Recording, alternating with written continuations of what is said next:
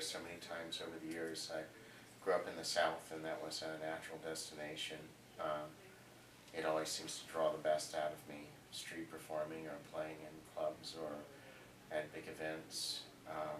That was very special to me. Um, Playing in Japan was really enlightening because people there are very, very incredibly enamored of this instrument and this craft. So the respect for string players there is at a fever pitch, and I understand this is true of a lot of Asia, but you know, the attentiveness and the respect of the audience and the real appreciation of the craft was really there. I recently, last year, I played in a cave, a series of tunnels actually carved out of the rock underneath a castle in Bavaria, and that experience is still haunting me because I was in these tunnels. They were carved in the around 800 AD, and for the first time, perhaps, I think, or maybe I've been doing this my whole life and I didn't realize it, the experience that I've had with old instruments, I realized, and maybe it was because I was using a very old violin and playing there, but I found the same sort of experience I have with an old violin where I'm channeling this music and it doesn't feel like it's coming from me, it feels like it's coming from the violin, only suddenly it felt like it was coming from the place. And the violin was the filter and the medium, and it was still coming through me. And so I was playing these tunnels, and I was playing music I've never played before or since, and it was really unearthly and strange. I ended up tuning the violin in fourths instead of fifths, and I felt like I was translating music designed for a different instrument than the violin. And so that's a new phenomena that sort of gripped me, and now I'm really obsessed with finding these places. More recently, I played at Rudy Valentino's grave in Hollywood Cemetery, and in the mausoleum there, and that was really special. Gosh, I'm lucky I get to travel to these great places and see and hear. I've been all over the world. I loved. I was just in Leipzig in Germany, and there was a lot of haunting, old, beautiful places there. I played outside of the church where Bach's body is, and did some busking there. And there's still that cemetery in Southview, Georgia. There's actually a grave there with, interestingly enough, it's just a big concrete slab, it's not marble, it's a softer stone. I don't know if it's a porous granite or it's not slate.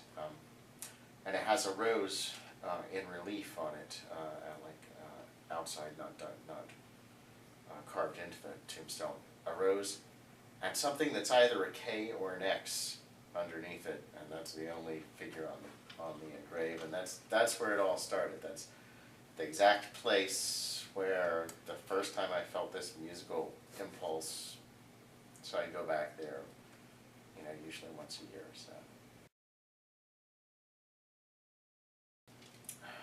It's been a very heavy experience and a sort of a weighty feeling of responsibility now, because when Joe and I first envisioned it, of course we were taking it very seriously, but we had no idea the gravity of the things that people would bring to us. And so you feel this almost a burden, because many of the objects that come in, and you're just unprepared for whether or not you feel anything other than your own imagination at work. When somebody opens their mouth and says something like, well, this is a ring that belonged to my father. He abducted me when I was a child, and he died in a shootout with the police, and this is the only thing I have to remember him by, and whenever I take it off, I get physically sick. And then what do you say about this? We kind of hoped it would be like, oh, it's a picture of my grandmother. I don't know what we hoped for or expected, but the reality has been that many times it's a very weighty thing sometimes. And it's fun. Sometimes the storytellings and things are fun, but I always try to refer to performance. The Sufis say there is no performance without the audience, and so there's a circuit that's created between the performer and the audience, and one creates the other, and it's far easier to perform for 2,000 people than it is for two, for this reason. So many audiences there's so much energy in the audience, it's almost like surfing or flying. It's like you can do no wrong. It's very easy because the outpouring of energy is there, and then sometimes the inverse is true. The audience takes energy and you have to dig it out from somewhere deep.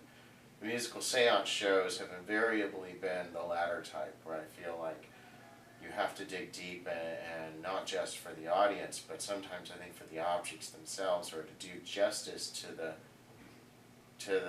very deep emotional connection people bring forward and expose to you. So it's been a marvelous experience, but it tires me out more than other kinds of shows, I think.